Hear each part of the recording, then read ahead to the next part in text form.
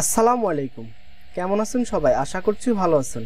আজকে আপনাদের সাথে আলোচনা করব প্রশ্নের ফেস সেটআপ নিয়ে।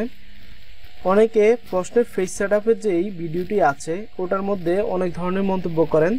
তার মধ্যে বিশেষ করে যে মন্তব্যগুলো আপনাদের সাথে আলোচনা না করলে নাই হয়, আজকে সেগুলো নিয়ে আলোচনা করব। তো এটা হচ্ছে আমার একটা প্রশ্নের তৈরি করা সেটআপ।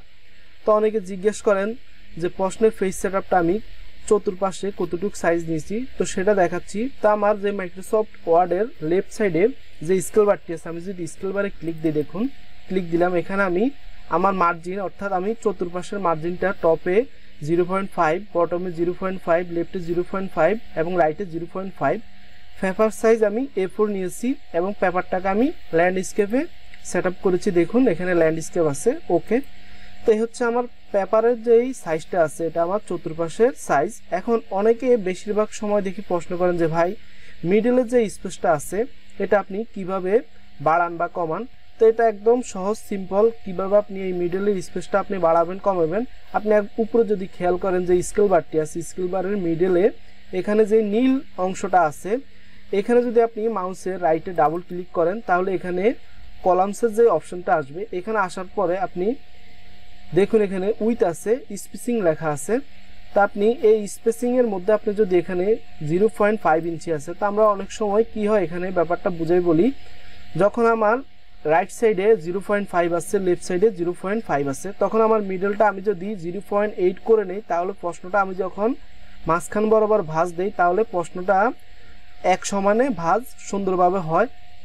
যদি আমার এই পাশে আপনি মনে করেন যে 5 আছে, এই পাশে 5 আছে, দুই পাশে 5 আছে, মাঝখানেরটাও যদি আপনার 5 থাকে, তাহলে আপনি যখন প্রশ্নটা ভাঁজ দিবেন তখন সেটা অ্যাকুরেট বা সুন্দর হয় না কলামগুলো।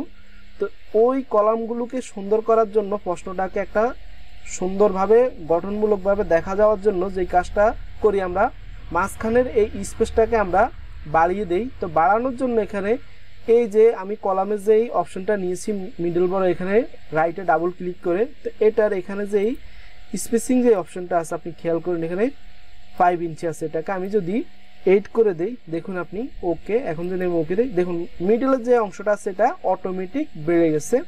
তা আসলে এখানে ফেস সেটআপ তেমন কোনো সমস্যা না, কিছু খুঁটিনাটি কাজ আছে, এগুলি আপনাকে অবশ্যই জানতে হবে। যদি আপনি জানেন তাহলে আপনি টাইপ করতে গেলে কোনো সমস্যা হবে না।